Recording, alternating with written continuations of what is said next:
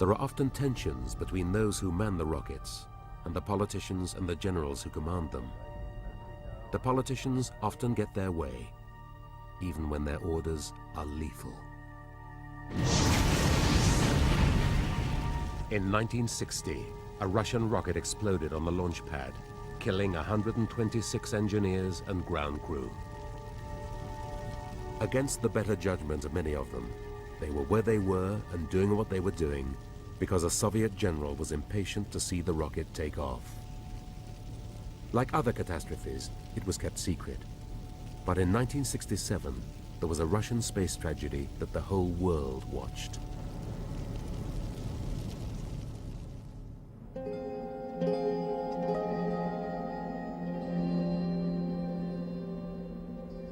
In April 1967, cosmonaut Vladimir Komarov was driven out to the Russian launch site at Baikonur, where a new rocket, the Soyuz 1, was waiting to take him into orbit.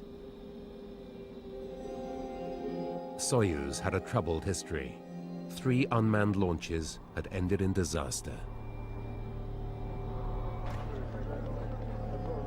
That morning, Komarov had been told that the rocket had no fewer than 203 technical faults.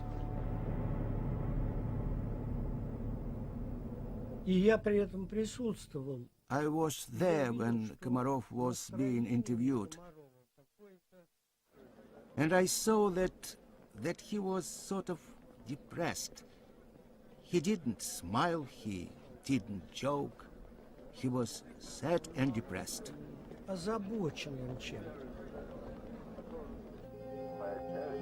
The commanders were well aware of the rocket's accident-prone history. In fact, it was seen as so risky, they didn't allow Yuri Gagarin, the country's most famous cosmonaut, to be Komarov's backup pilot. They offered Gagarin as a backup. But the political leadership of the country said they couldn't risk Gagarin's life. He was the last man who saw Komarov at the launch pad.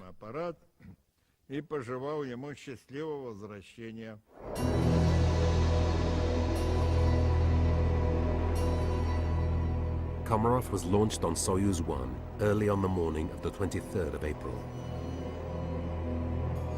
The date is significant. The Soviet government wanted to celebrate the 50th anniversary of the Russian Revolution by having a man in space on May the 1st. Komarov's technical troubles started the moment he entered orbit. First, it was a solar panel. It wouldn't open. That meant not enough power and not enough control over the spacecraft. Komarov tried everything to make it work, even banging with his fist on the inside of the capsule.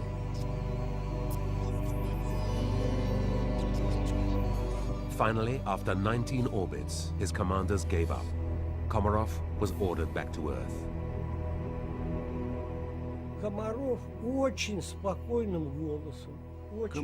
in a very calm, normal voice, reported from orbit, "Well, now my antennas will burn out," which was supposed to happen, and he said, "See you on the Earth."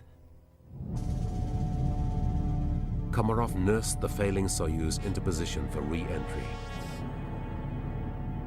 So far, so good. He successfully sliced through the barrier of the Earth's atmosphere. The people on the ground breathed a sigh of relief and got ready to greet the returning hero. Prior to the launch, Soyuz had 203 technical faults. It was the 204th that was to prove lethal. When the parachute went out, the ropes began twisting into a knot.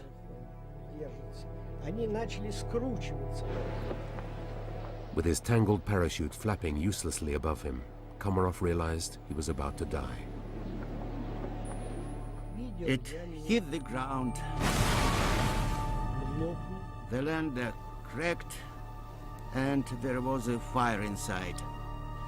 Only part of his body and his head remained intact. The rest was burnt.